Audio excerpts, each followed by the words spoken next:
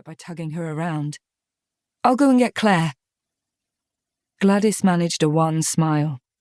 "Didn't think a naked man could have such a dramatic effect at my age." With an answering smile, I shot off to the house and up the stairs to their room.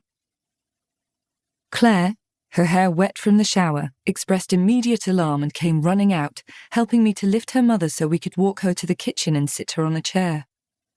"What hurts, Mother? Have you broken something?" Claire's voice was brittle with anxiety, her hands fluttering at her sides. "There's no need to fuss," the old lady said, although she was still shaken.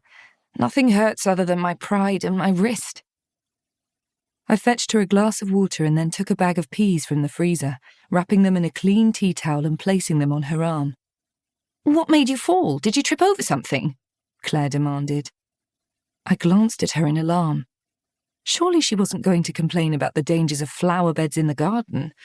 Although, since she'd already commented on the stairs being too numerous for her mother, the shower too powerful, and the shutters too heavy, I wouldn't be surprised. Gladys was obviously worried about the same thing. "No, I just wasn't looking where I was going." In a misguided attempt to lighten the fraught atmosphere, she added, "One of the guests appeared naked at the window. It diverted my attention somewhat." She gave a little chuckle. Her strategy backfired. "What? Who was naked at the window? You mean he was exposing himself to you?" Gladys winced. "It was only Geoffrey, and he wasn't exposing himself. He opened the shutters, and it's the same thing." "Oh, for goodness sake, Claire, of course it isn't. I'm sorry I mentioned it. It was an accident, and it's not as if I haven't seen it all before." "How's your wrist?" I asked her, out of genuine concern, but also in an attempt to change the subject. I lifted away the peas to look. Another ill-chosen distraction. "It's swollen. It could be broken. We need to call an ambulance," Claire decided. That threw me for six. An ambulance? I refrained from adding, "What on earth for?" although I kept it in reserve. "My mother's 78. She could have broken her arm and goodness knows what else, cracked a hip or her collarbone, and how do we know she won't go into shock?" Conscious that the other guests would begin pottering down for a so far non-existent breakfast at any minute, I glanced over at Gladys. The poor woman looked as though she wanted an ambulance called about as much as I did. "Your mum doesn't think she's done any more damage than hurting her wrist. I'm sure when Rupert gets back from walking the dog, he'll be happy to sort out a doctor's appointment or even run her to A&E if you like. I don't think there's any need for an ambulance at this stage."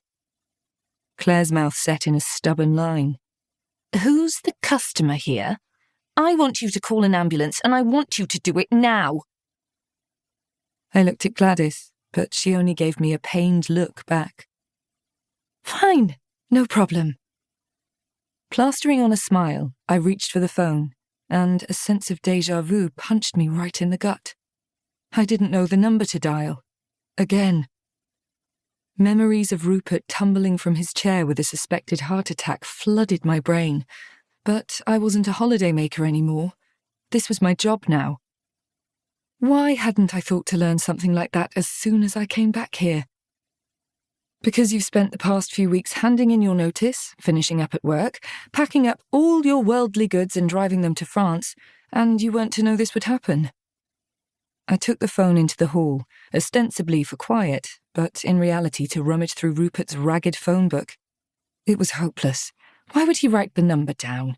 He already knew it, as should I. Pulling my mobile from my pocket, I resorted to the internet, but I was interrupted mid-search. "What's taking so long?" Claire stormed into the hall as Pippa and Angus started down the stairs. Rudely, she glanced over my shoulder.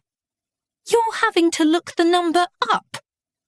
Yes, well, I don't believe it. You run this place and you don't know the number to call for an ambulance. I've only been here a couple of days and That's no excuse." She was right. "Well, I know it now, so..." It was at this moment that Geoffrey Turner and his wife made an appearance. I was surprised he dared, but I supposed he could hardly sit in his room and starve. "And you!" Claire jabbed a finger in his direction, her face pinched, an angry red flush across her cheekbone.